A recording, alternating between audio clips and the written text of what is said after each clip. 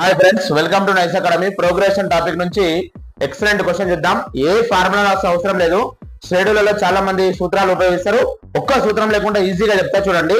3,8,13,18 అంక శ్రేణిలో ఎన్నవ పదం 78 అవుతుంది అంటుంది. చాలా మంది సూత్రం యూజ్ చేస్తారు, అవసరం లేదు.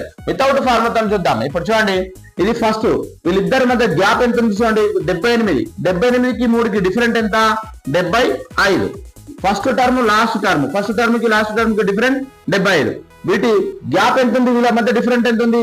5 ఉంది. కాబట్టి 5. రైట్, చూడండి 5 ఎక్కంతో 5 ఎక్కం 5, 5 ఎక్కం 5, 2 మిగులుతుంది 25, 5 5 25 అంటే 15. ఓకేనా?